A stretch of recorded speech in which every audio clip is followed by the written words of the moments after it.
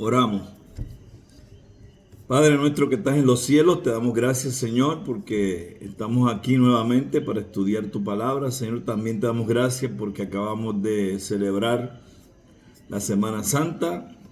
Sabemos que todos los días para ti, Señor, y para nosotros, tus hijos, son santos, pero en esta semana en especial que ha pasado, celebramos la muerte y resurrección de nuestro Señor y Salvador Cristo Jesús. Bendice a todas las familias que están representadas por estos hermanos que están tomando esta clase y que podamos seguir creciendo en el conocimiento de tu palabra. Te damos gracias, en el nombre de Cristo Jesús oramos. Amén.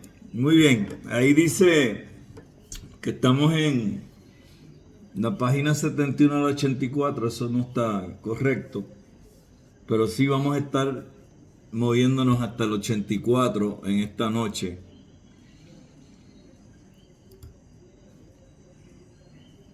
Yo me imagino que para todos esta semana fue bastante cargadita. Yo sé que lo fue para nosotros acá, así que vamos a ver si tenemos todavía suficiente gasolina para seguir. Ok.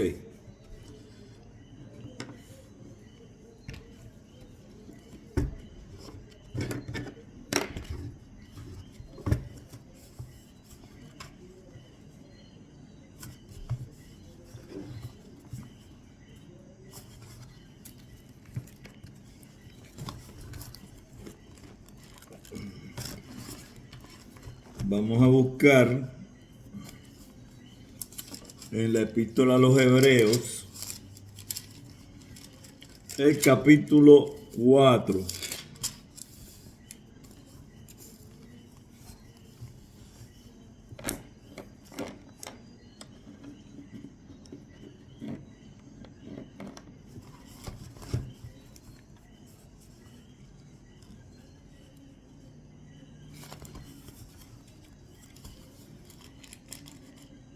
Verso 11 al 13. 11 al 13.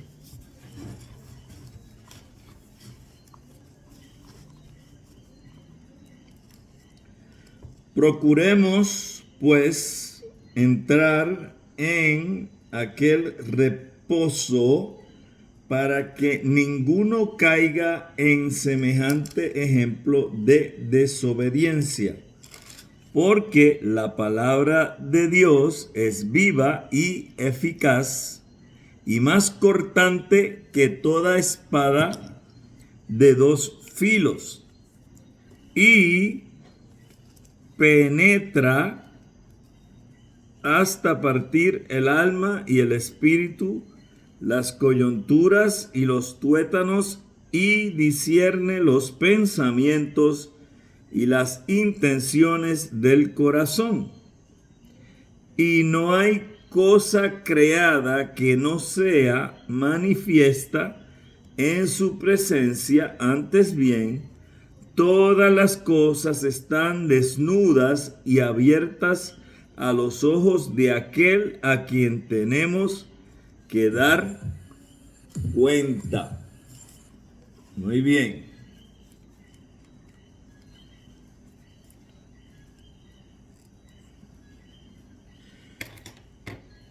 Ok, vamos a comenzar con la disertación de estos versos, según lo que nos dice el autor y lo que yo voy a estar abundando también.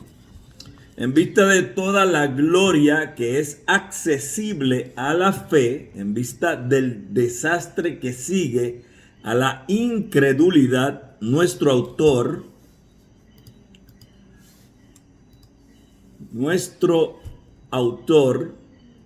urge a sus lectores una vez más para que se empeñen lo más posible en obtener el hogar eterno del pueblo de Dios y no perderlo por una desobediencia como aquella de los israelitas en el desierto.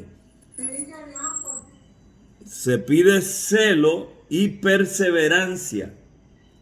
Nadie puede ser llevado a los cielos en fáciles lechos de flores. Ahora, cuando miramos este pasaje,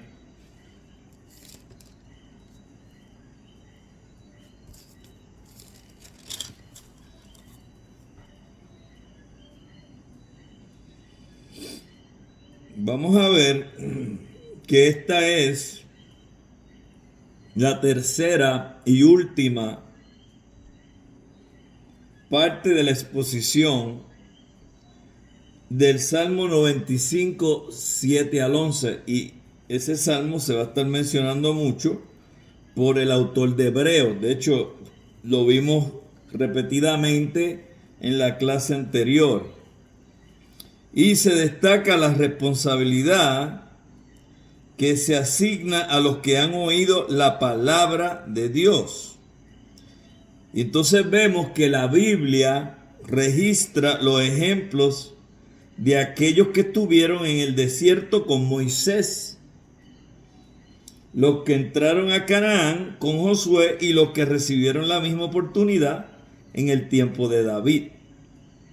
Es la palabra que debe ser creída y obedecida, así como la misma palabra que juzgará a los desobedientes.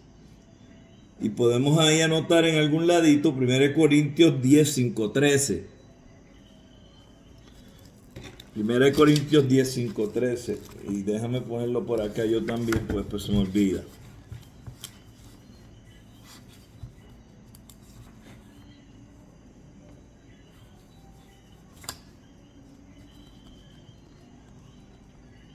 Ahora, interesante esto porque si usted escuchó la clase que me quedó, bueno, traté de grabarla y después me percaté que lo que salió fue mi cara en el final, pero por lo menos el audio quedó bien.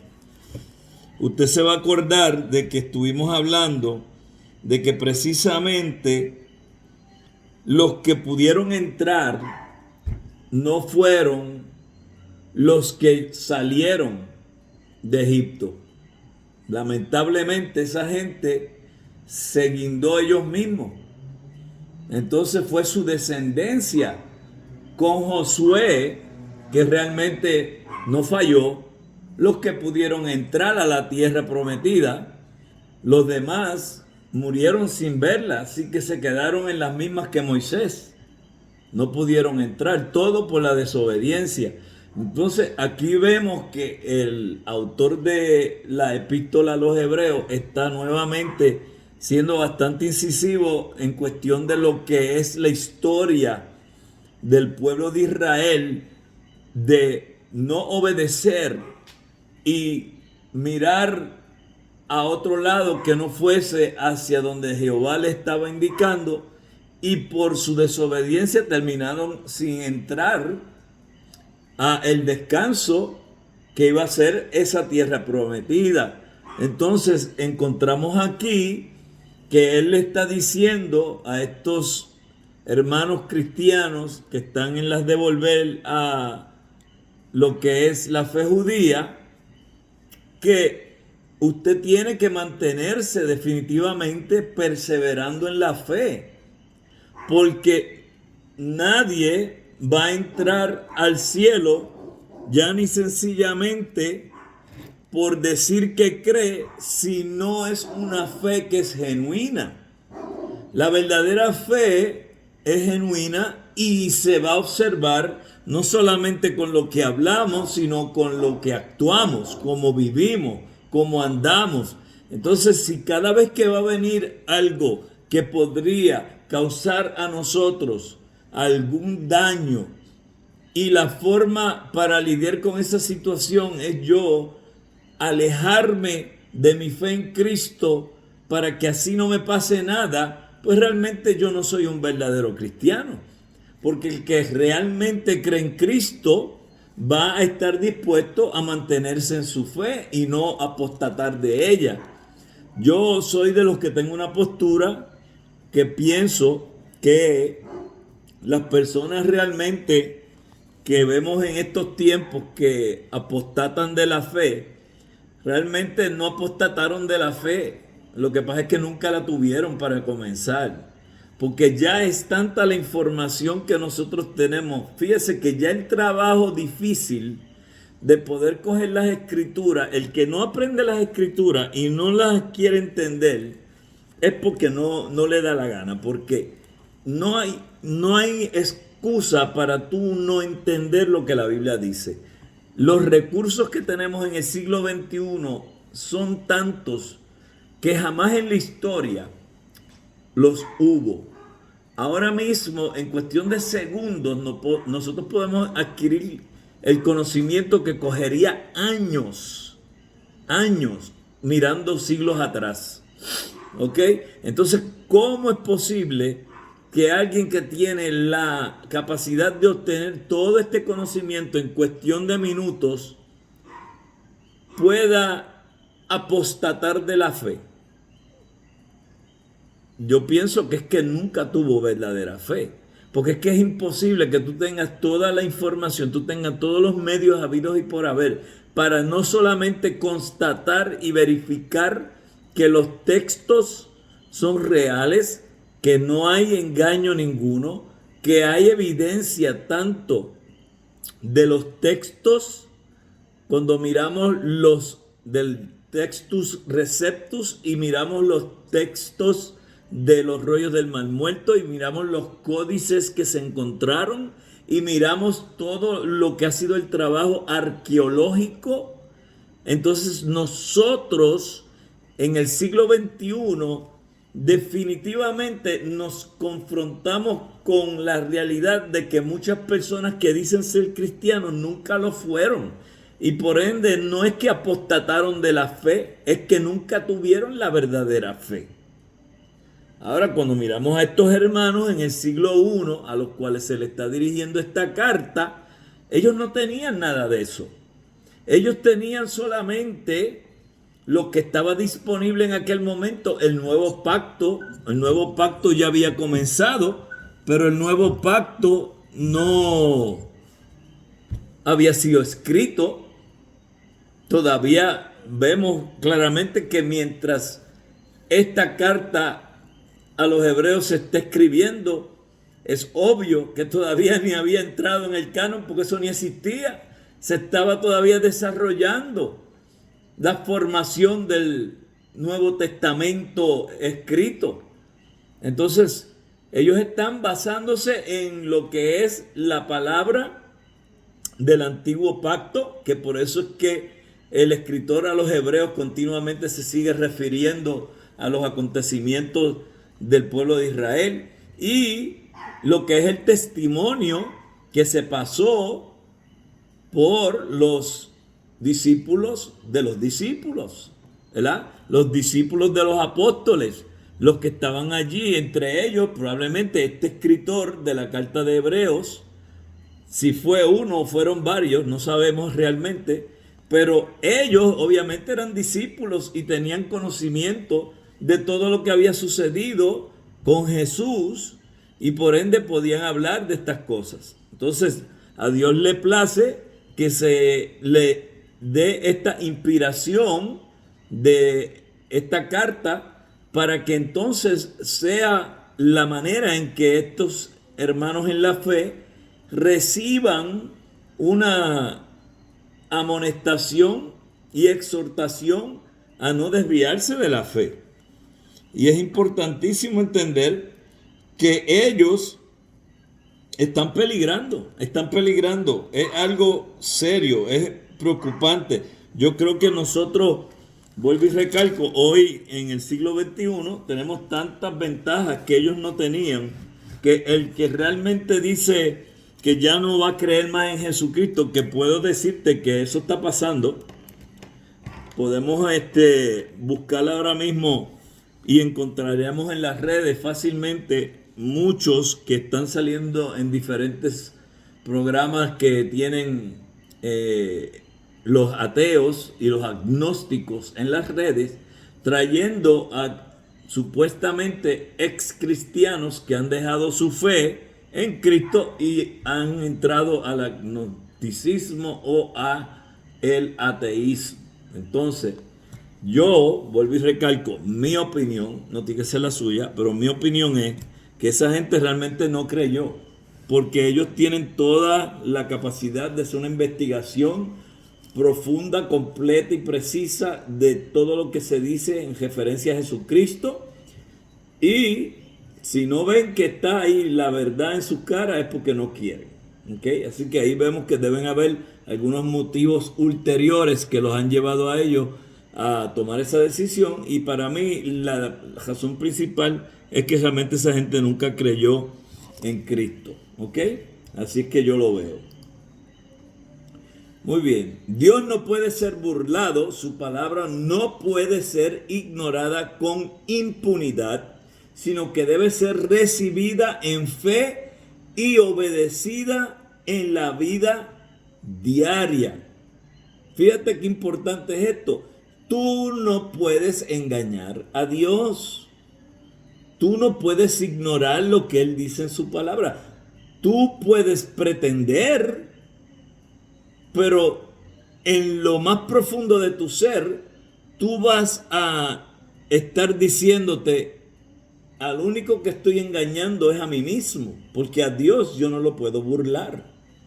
Y en este contexto de lo que está haciendo aquí el escritor de la carta, definitivamente él está exponiendo esta situación a estas personas. Estas personas saben que no se puede engañar a Dios. Dios lo sabe todo.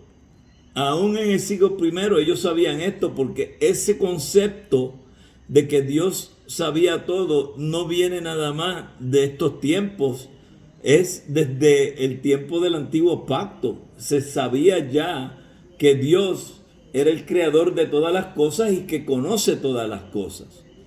Entonces, el hoy de Dios ha llegado.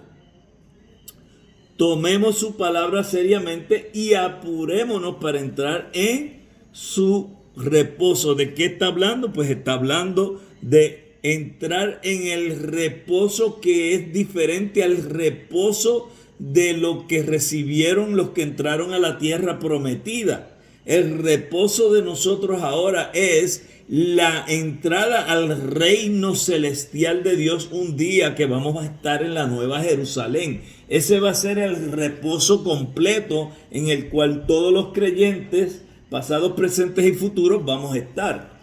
Ahora, cierto que también está el reposo en Jesús, y eso es el descanso en Jesús, que hemos hablado ya de que nosotros los creyentes neotestamentarios estamos claros que ya nuestro descanso no es en un día en específico. Yo no tengo que guardar el sábado para yo recibir el descanso y el reposo eventualmente que voy a recibir en la Nueva Jerusalén, o el cielo, como usted le quiera llamar. El descanso que yo tengo en Cristo es suficiente para mí, porque si quiero descansar mi cuerpo, yo lo puedo hacer cualquier día de la semana. Cualquier día de la semana yo lo puedo hacer. Porque ahora mi descanso está en el Señor Jesús. 12. Porque la palabra de Dios, esa palabra que cayó en oídos desobedientes en el desierto y que ha vuelto a resonar en estos días de cumplimiento, no es como la palabra del hombre, es viva, efectiva y autosuficiente. Vamos a mirar esto aquí en el 12 rapidito. Importante que subraye esto. Fíjate que el 12 nos dice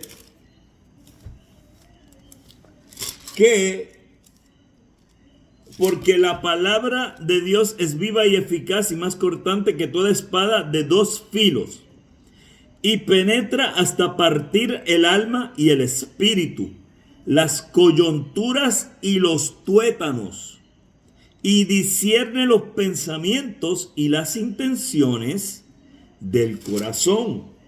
Entonces, cuando miramos el verso 12, habla de una espada de dos filos.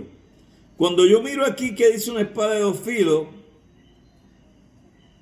yo te diría que tú tienes que entender que la palabra de Dios va a funcionar de dos maneras. La palabra de Dios te va a dar aliento, te va a dar paz, te va a dar amor, te va a dar esperanza. Esas son todas las áreas de la palabra de Dios que van a lidiar con la necesidad que tienes tú de ser pastoreado, cuidado, alimentado. Pero ahí no se queda eso, porque también, como dice que es una espada, y es una espada de dos filos, funciona también como una arma que va a cortar, que va a traspasar, que va a ser un instrumento que Dios utiliza para poder establecer una forma de enjuiciarte en cierta manera en contra de lo que tu corazón, que las cosas lamentablemente que no son buenas, de ahí es que salen, dice la misma Biblia. Esa espada va a profundizar, va a entrar hasta lo más profundo, y entonces vemos que cuando se está dirigiendo aquí a estos hebreos, ellos estaban muy confiados, lamentablemente, pero era en el intelecto y no estaban comprometidos con la fe que tenían que mantener. ¿En quién? En Jesucristo. Entonces, la palabra de Dios ponía al descubierto todo esto que ellos estaban diciendo, hablando, y por ende los estaba moviendo hacia el alejarse de Jesús y volver al judaísmo. Entonces, vemos aquí que por eso es que aparece esto en la carta a los hebreos, en la epístola a los hebreos, que la palabra de Dios es viva y eficaz. Fíjate que donde me está diciendo esto a mí, en la epístola a los hebreos, una epístola que está dirigida en su orden principal a esa gente.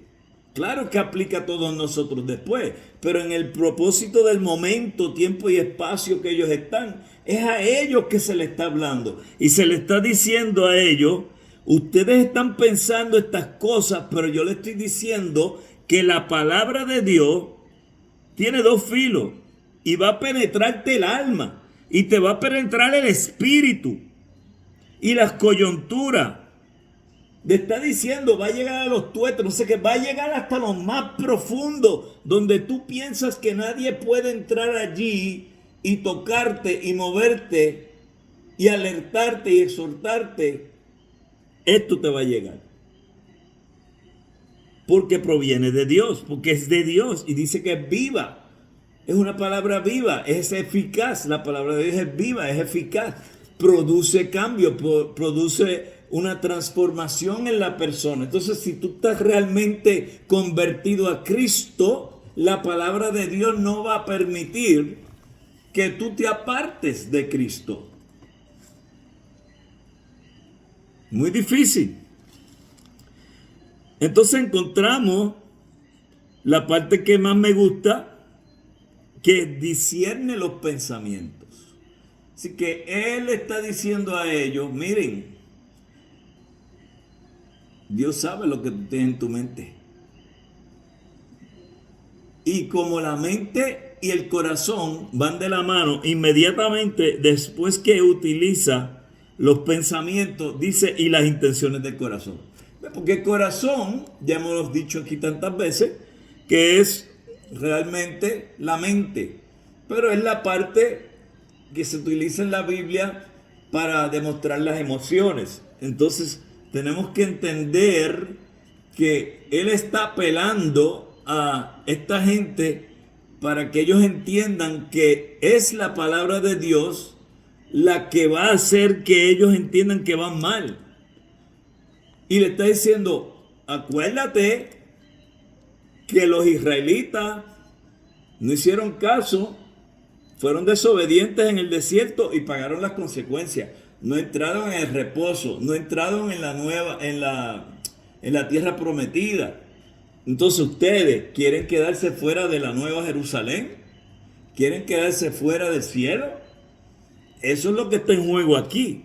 Entonces es un llamado bastante fuerte el que hace con estas palabras. Obviamente nosotros hemos cogido estas palabras y cuando las unimos a otros pasajes bíblicos, nosotros podemos ver, déjame ver si lo encuentro por aquí rapidito.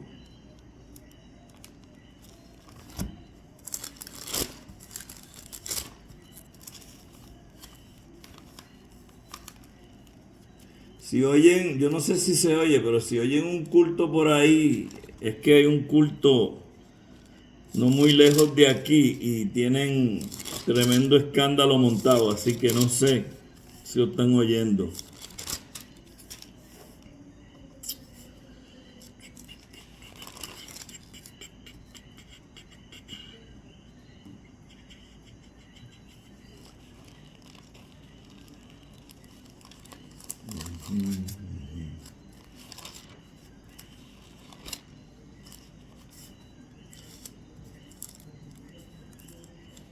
Ok, según de Timoteo 3, 16, según de Timoteo 3, 16,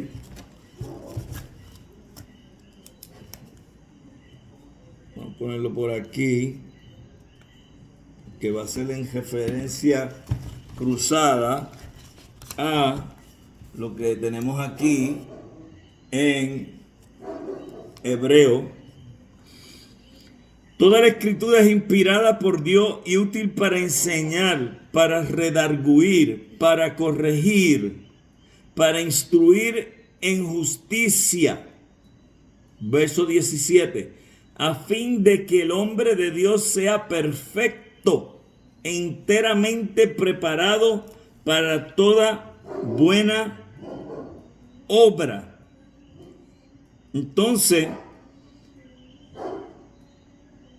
básicamente lo que está diciendo es que sea capaz, porque tiene la suficiente madurez para hacer todo lo que Dios le llame a hacer. Y eso está, aunque obviamente sabemos que en el contexto de 2 de Timoteo estamos hablando de una carta pastoral. Es una carta que es dirigida básicamente a los que van a entrar en el ministerio. Se le está escribiendo a Timoteo, que es un pastor. No podemos negar que ciertamente esto aplica a todo creyente. Toda escritura es inspirada por Dios y útil para enseñar, para redarguir, para corregir, para instruir en justicia, a fin de que el hombre de Dios sea perfecto, enteramente preparado para toda buena obra, porque tenemos mujeres que también están haciendo la labor de enseñar.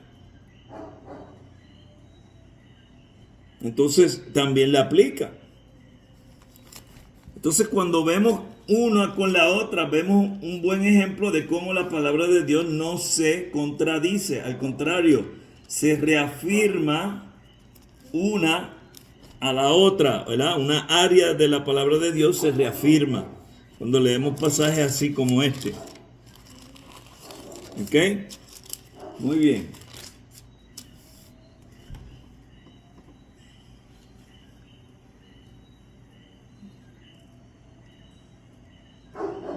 Fíjate cómo él lo pone aquí. Diagnostica la condición del corazón humano, diciendo, estás enfermo aquí y aquí.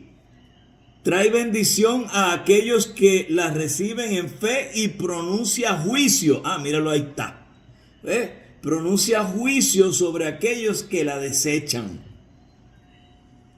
¿Ves? Porque es esa espada de dos filos. No importa por dónde... O sea, una espada de un filo solamente puede hacer tanto. Pero una espada de dos filos, esa espada no hay forma de que tú no seas tocado por ella. Te va a cortar.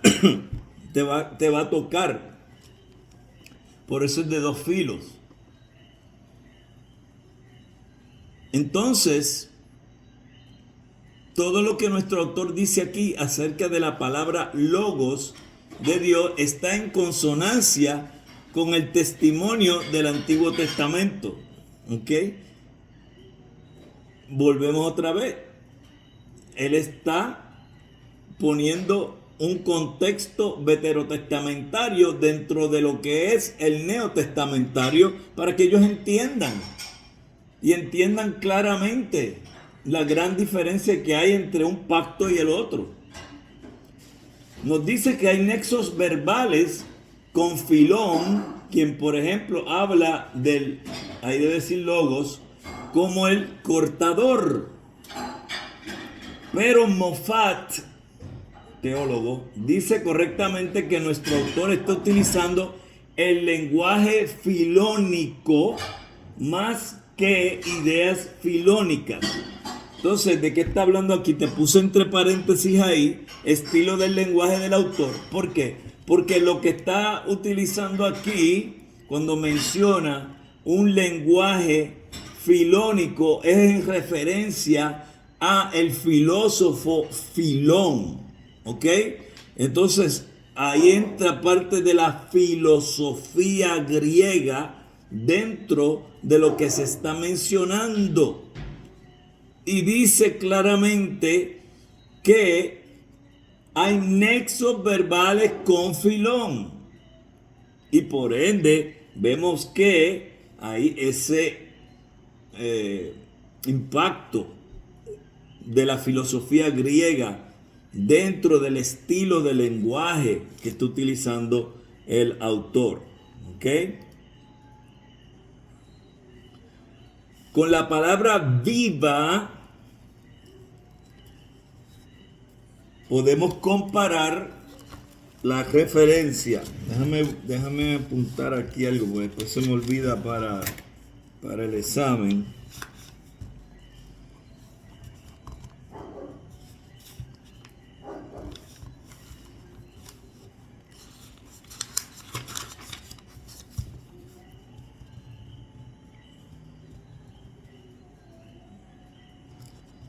Ok.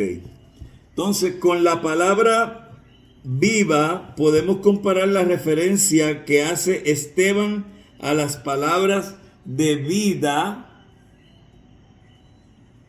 recibidas por Moisés en el Sinaí, Hechos 7:38, y a la descripción de Pedro de la palabra de Dios que vive y permanece para siempre. 1 Pedro 1:23. La palabra es eficaz en el sentido de que cumple con el propósito para el cual ha sido emitida.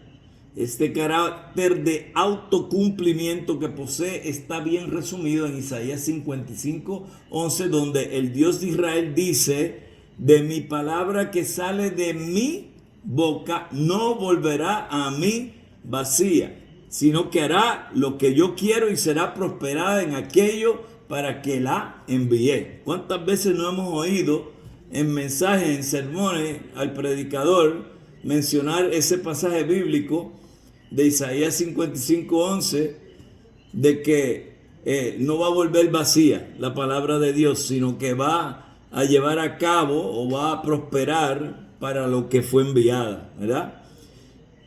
Si se personifica aquí la palabra de Dios, la personificación es débil, más débil, por ejemplo, que en Sabiduría 18:15. ¿Se acuerdan que hablamos de los libros apócrifos? Entre ellos está el de Sabiduría, y eso es lo que se está citando aquí, donde el logos no es simplemente comparado con una espada aguda, sino retratado como el guerrero personal que porta la espada. Tu palabra omnipotente, cual implacable guerrero, saltó del cielo desde el trono. Y aquí vuelvo y recalco, estamos aquí viendo una cita y debemos de marcar esto aquí para que estemos claros que esto sale del libro de Sabiduría, que es un libro deuterocanónico, no es un libro que está dentro del canon, pero es un libro histórico que sí en esa área funciona. ¿Ok? Tu palabra omnipotente, cual implacable guerrero, saltó del cielo desde el trono real en medio de una tierra condenada al exterminio, empuñando como afilada espada tu decreto irrevocable, se detuvo y sembró la muerte por doquier y tocaba el cielo mientras pisaba la tierra. Biblia de Jerusalén. ¿Por qué? Pues ya hemos explicado que esa es una de las versiones que utilizan los que tienen los libros apócrifos en su Biblia, ¿verdad? Ahora, en el caso del escritor del libro hebreo, ¿por qué él está usando y citando del libro este de sabiduría? ¿Por qué él está haciendo esto sabiendo que ese libro no está incluido dentro de lo que es los libros del Antiguo Testamento judío? ¿Ok? Acuérdense que los judíos no tienen los 39 tampoco. Entonces, ¿por qué? ¿Qué está pasando? Pues porque él sabe que este pueblo conoce lo que dice y la historia. Él está consciente de por dónde es que él tiene que abordar a esta gente para poderlos hacer entender. Así que él está utilizando todos los recursos que él tiene a su disposición para poder llevar a esta gente al entendimiento de lo que les está tratando de comunicar. De cometer ese error de alejarse de Cristo sería lo peor que pueden hacer. ¿Ok? La palabra de Dios de este pasaje es paralela, no tanto a la palabra omnipotente como al decreto irrevocable del pasaje de sabiduría, porque es el decreto irrevocable de Dios el que se describe como una espada afilada. Aquí, sin embargo, la palabra divina no se describe meramente como una espada afilada, sino como más afilada que la espada más afilada. La expresión espada de dos filos ocurre unas pocas veces en el Antiguo Testamento, pero no hay aquí ninguna referencia particular a alguna de las citas del Antiguo Testamento, ni siquiera con toda probabilidad a otros pasajes del Antiguo Testamento que se ha surgido o sugerido que estaban en la mente de nuestro autor aquí, como la división de las carcasas de las aves en Génesis 15, o la circuncisión de los israelitas con cuchillos afilados en Josué 5, 2 y subsiguientes. ¿Ok?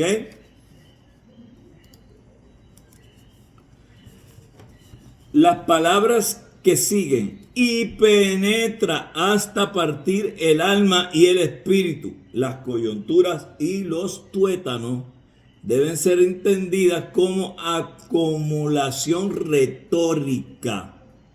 Ok, vamos a parar aquí.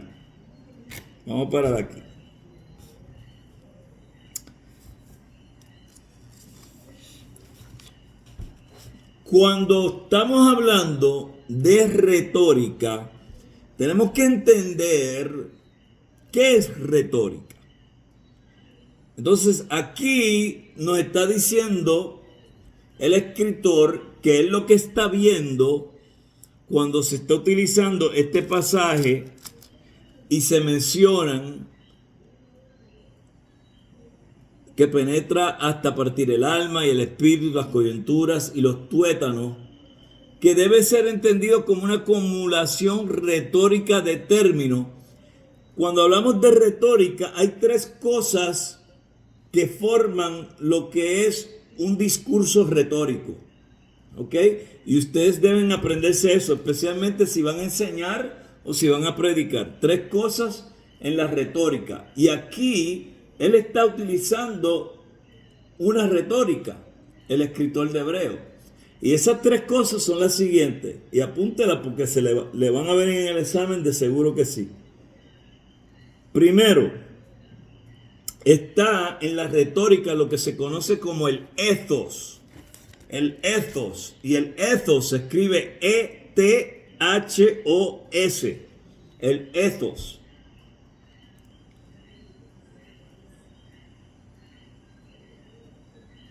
Entonces, ¿qué es el ethos? El ethos es en un escrito o en un discurso que básicamente esta epístola es un discurso, lo que está pasando aquí. Un discurso que se le está dando a esos hebreos cristianos de aquel momento.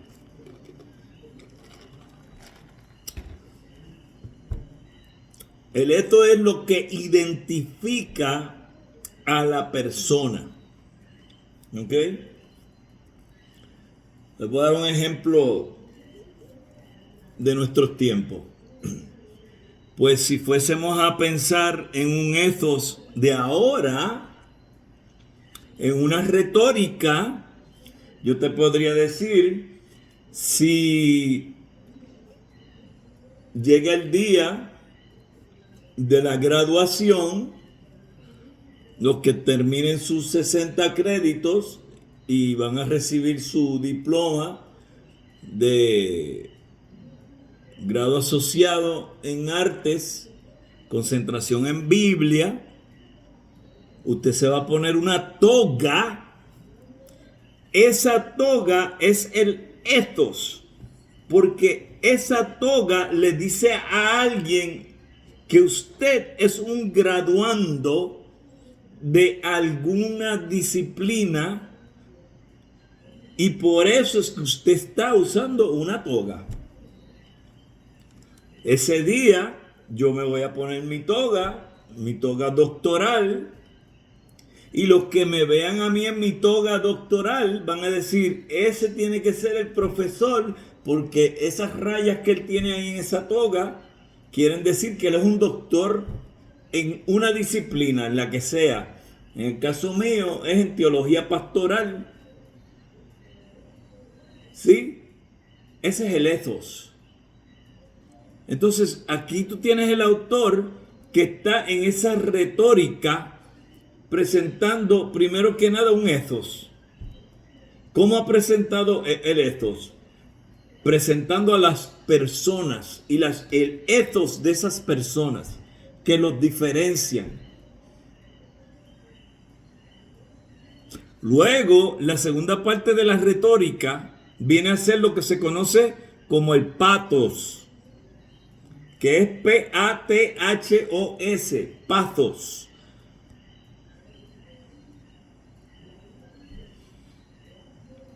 Y aquí, esta parte es bien importante en la retórica. ¿Por qué? Porque el pathos son las emociones que se llevan a cabo en un discurso. ¿Por qué es importante? Porque aunque no debiese ser así, la realidad es que nosotros somos seres emocionales. Los seres humanos somos emocionales. Entonces,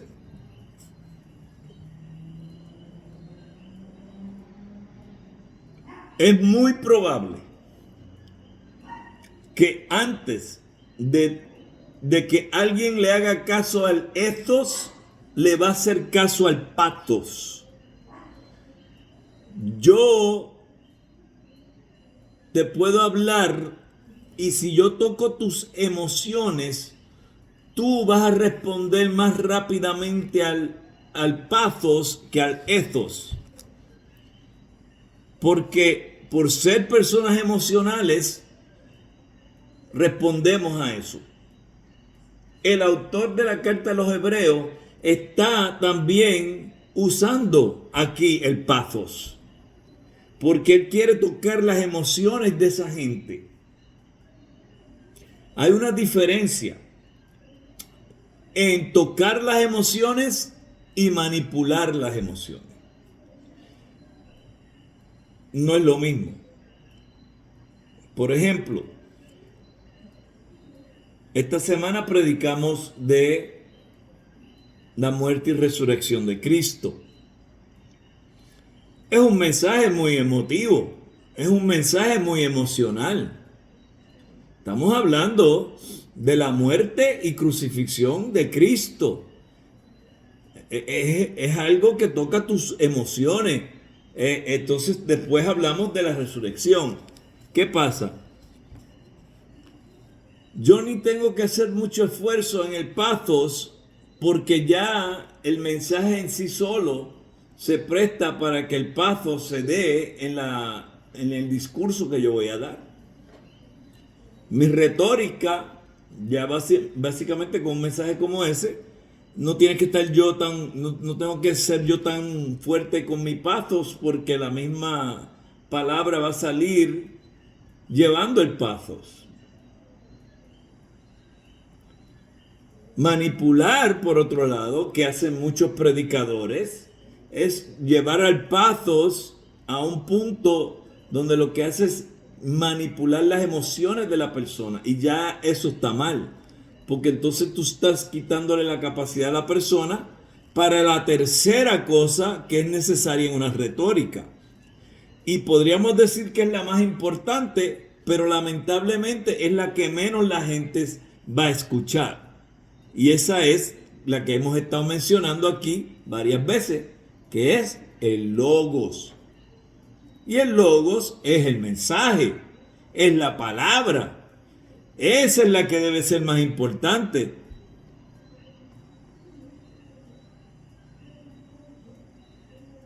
Así que tú tienes aquí al escritor de la carta de los Hebreos usando ethos, pathos y logos para comunicar en manera retórica a su audiencia, que son los hebreos cristianos que estaban pensando regresarse a el judaísmo. ¿Ok? ¿Alguna pregunta acerca de eso?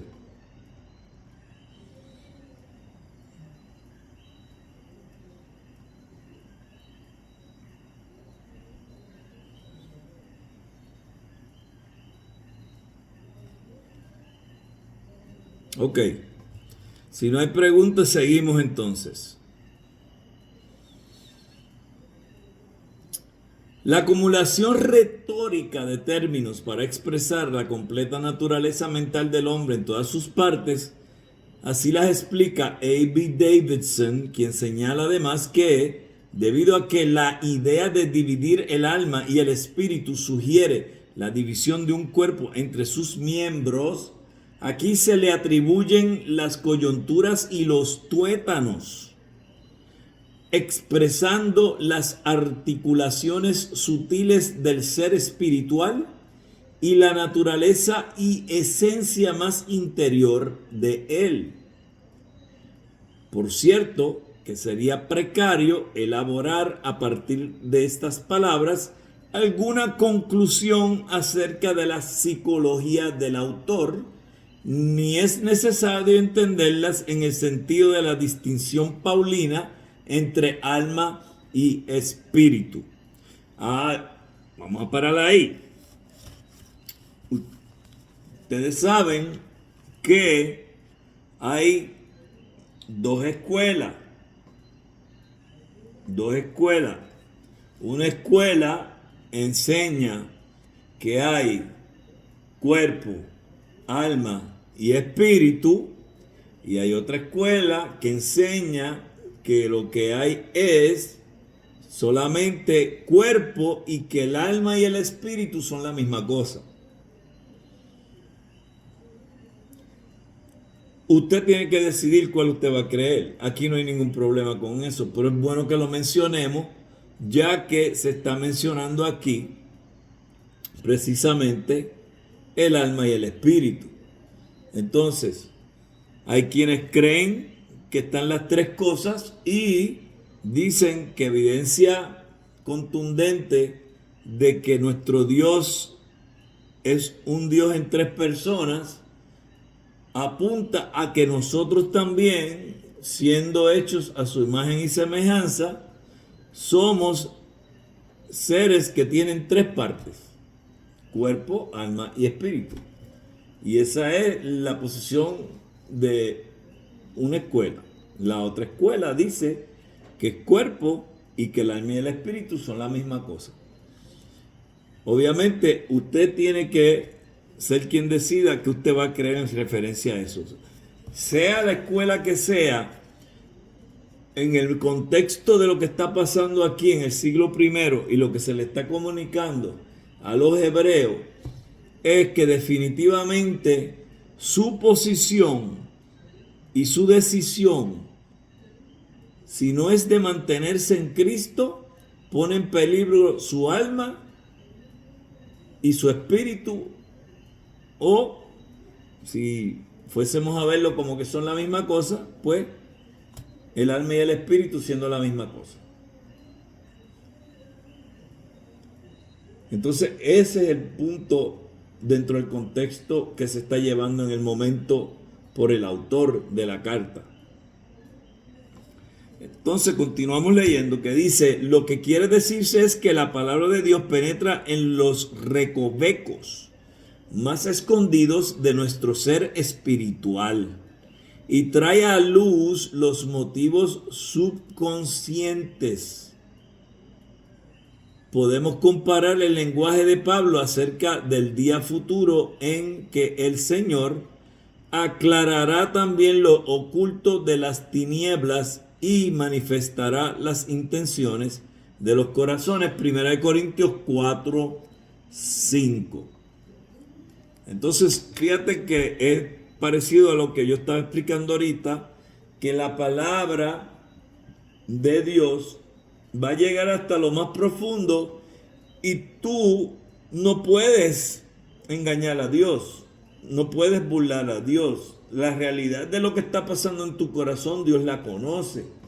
Obviamente, el autor de los Hebreos no la conoce, porque ni él, ni tú, ni yo podemos entrar dentro de alguien y saber lo que está en su corazón.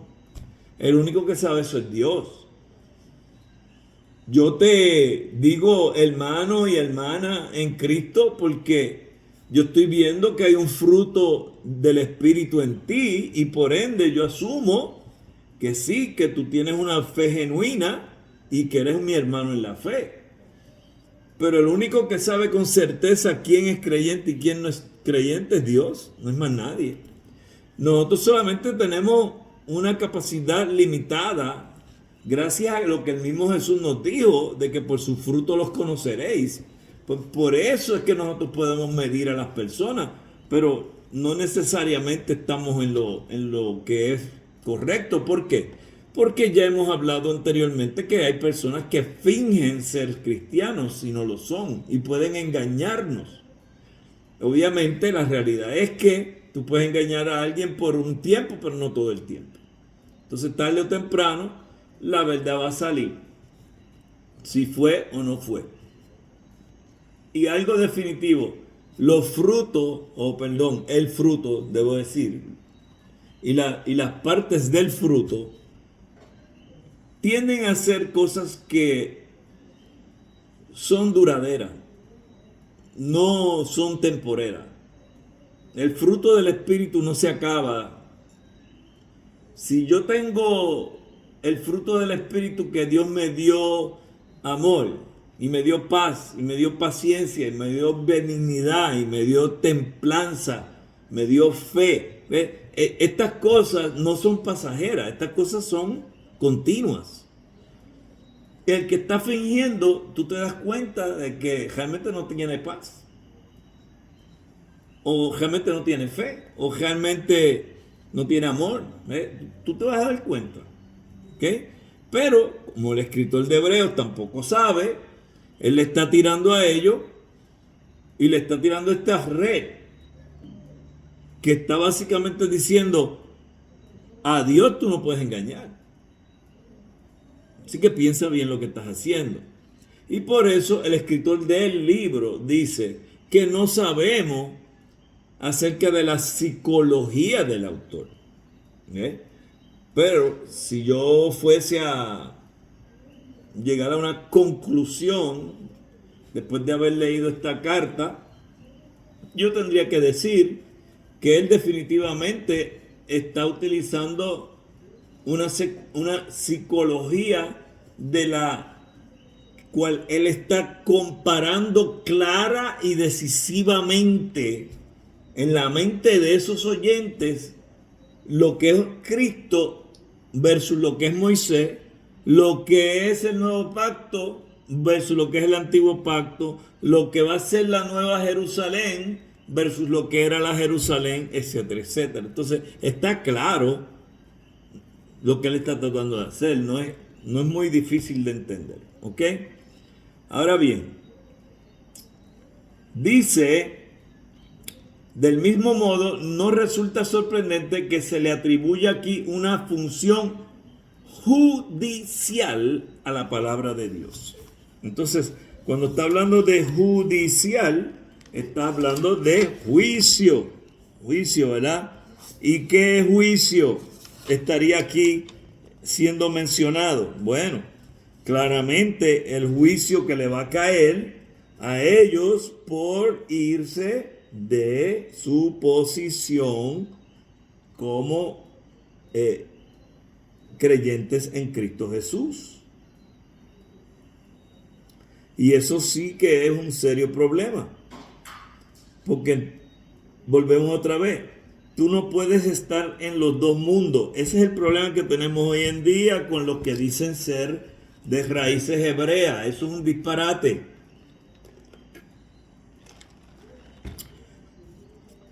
Eso es una secta. Los que están por ahí diciendo que tenemos que volver a las raíces hebreas y que el nuevo pacto no es el cual nos debemos de dejar llevar, que es por el antiguo pacto. Y entonces están haciendo cosas en las iglesias como hacían los judíos, pero realmente no lo están haciendo porque realmente ellos están inventando, porque no hay ningún sitio donde me diga exactamente cómo eran las danzas que se hacían, de qué manera era que se tocaba el shofar y para qué. El shofar no se tocaba dentro del templo. ¿Por qué hay iglesias ahora que son raíces hebreas y están tocando el shofar en el templo? ¿De dónde ellos sacan eso? Nosotros no somos judíos, nosotros somos cristianos. Si eso se tuviera que estar haciendo, ¿acaso Pablo o Pedro o cualquiera de los otros apóstoles no nos lo hubiera dicho? Al contrario, cuando Pedro se fue a tratar de judaizar, Pablo lo coge al frente de todo el mundo, lo regaña y le dice, ¿pero qué te pasa a ti? ¿Cómo vas a volver y ponerles un yugo a ellos que ni siquiera nuestros padres pudieron llevar? Nosotros estamos bajo la gracia. Y Pedro le tuvo que dar la razón a Pablo. Y sin embargo, si en aquel tiempo los hebreos están pensando regresar y ya le está diciendo aquí el escritor, no lo hagan, que eso está mal, ¿en qué cabeza cabe en el siglo XXI de nosotros decir, voy a volver a las cosas del judaísmo? ¿En qué cabeza cabe eso? El que esté en una iglesia así, lo primero que tiene que hacer es buscar otra iglesia e irse allí inmediatamente, porque esa gente está mal. ¿Ok? Definitivamente. Si estaban mal en el primer siglo tratando de volver a eso, están peor ahora los que estén tratando de volver a eso. Muy bien. Somete a juicio los pensamientos y las intenciones del corazón. Versión popular. E.K. Simpson, en una investigación acerca del uso del adjetivo críticos, que en la Reina Valera se traduce a discierne, en Aristóteles y otros dice, en todos los ejemplos hay un proceso de tamizado obrando. ¿Y qué aventador puede competir con los ventarrones del espíritu soplando a través de la palabra? ¿Por qué utiliza este lenguaje? Bueno, primero, viene de la enseñanza de que Dios sopló aliento de vida. Lo que nos tiene vivos a nosotros es el espíritu que tenemos, que ha sido dado a nosotros por Dios. Entonces, por otro lado, está hablando de los ventarrones del espíritu con E mayúscula. ¿Por qué? Porque el Espíritu Santo se compara también con el viento. ¿Por qué? Por eso es que se enseña lo que se conoce como neumatología. Y la neumatología es el estudio del Espíritu Santo. Fíjate que la palabra viene de una etimología que tiene que ver con la respiración, con los pulmones, con soplo. ¿Me siguen? Y ahí él está diciendo, ¿quién puede competir con los ventarrones del Espíritu, con E mayúscula, soplando a través de la palabra? Eso está tremendo. Pero si tú te das cuenta, acuérdense que hablamos de retórica, él está usando retórica, acuérdense que hablamos de etos, patos y logos. Y aquí vemos en acción cómo él está usando muy sabiamente para poder convencer a estas personas y no terminen el camino equivocado. Entonces, podemos comparar la función adscrita a la palabra de Dios aquí con el epíteto del que conoce los corazones. El que conoce los corazones. Muy bien. Entonces,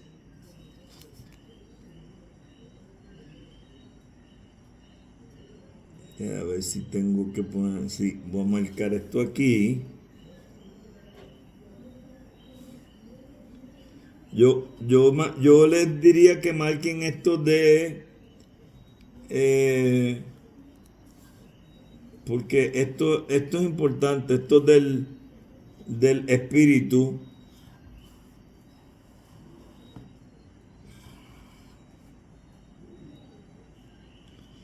Ok. Entonces, aplicando a Dios mismo en Hechos 1:24, 15, 8 y 56. Y llegamos al último verso, que es el 13. Verso 13. Podemos ocultar nuestro ser interior de nuestros prójimos. Oh, mira, qué interesante, ¿verdad? Y hasta podemos engañarnos a nosotros mismos. Adiós, caray, habré leído yo este libro. Eso lo dije yo ahorita, ¿verdad? Y hasta podemos engañarnos a nosotros mismos, pero nada escapa al escrutinio. Muy buena palabra, utilizada mucho aquí en los tiempos de política para hacer un escrutinio de las papeletas. ¿Ah? Pues aquí está haciendo un escrutinio. Dios, ¿de qué? De nosotros, de nuestros corazones, en ese momento histórico de los hebreos. Ante Él todo está expuesto y sin poder. En otras palabras, tú no puedes hacer nada para cambiar las cosas que Dios ha establecido. Por ende, si Él dice que solo hay un nombre dado a los hombres debajo de los cielos por el cual podéis ser salvos, Cristo Jesús o Jesucristo hombre, que él que confiesa con su boca y cree en su corazón que Jesucristo es el Señor y que Dios le levantó de los muertos será salvo. Tú no puedes cambiarle eso. Pero me voy a ir de vuelta para allá, porque allá también no hay otra forma. La única forma es esta. Y dentro de esa forma del nuevo pacto, dice que hagas discípulos en todas las naciones, bautizándolos en el nombre del Padre, Hijo y Espíritu Santo, y que guarden todas las cosas que os he enseñado. ¿Quién? Cristo. Y por ende lo que enseñaron sus apóstoles. Entonces nosotros no podemos salirnos de ahí y irnos por una iglesia que esté enseñando cosas veterotestamentarias como que esa es la forma de salvación. Los hebreos en aquel momento no pueden decir, no, me voy para allá de nuevo al judaísmo y secretamente yo creo en Cristo. No funciona así.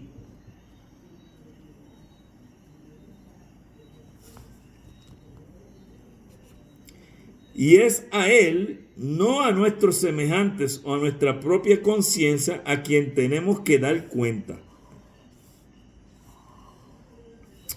Al final, despojados de todo disfraz y protección, estamos completamente a merced de Dios, el juez de todos. Por lo tanto, esforcémonos.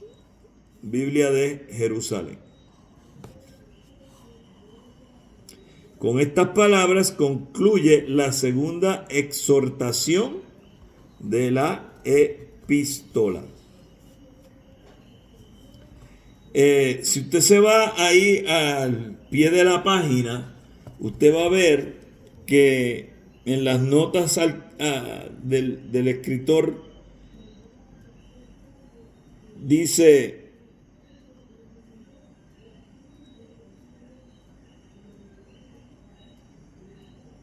E.K. Simpson cita ejemplos de Filón y Josefo para apoyar la traducción. Exhausto en el arte de la lucha, era un apretón de la garganta del antagonista semejante al garrote del bandido, dejándolo blando e impotente. Esta figura característica puede sostenerse para representar el ruego desnudo o indefenso de todas las fuerzas creadas o personas cuando se enfrentan con su creador y Señor. ¿Ok?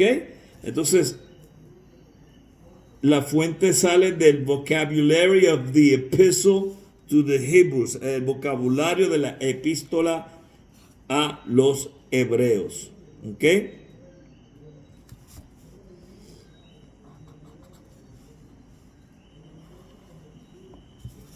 Buenísimo. Buenísimo está eso. Ok, vamos a llegar hasta aquí.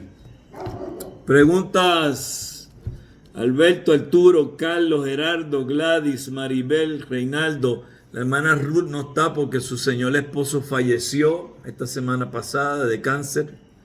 Así que ella está excusada. Lamentablemente estamos orando por esa familia.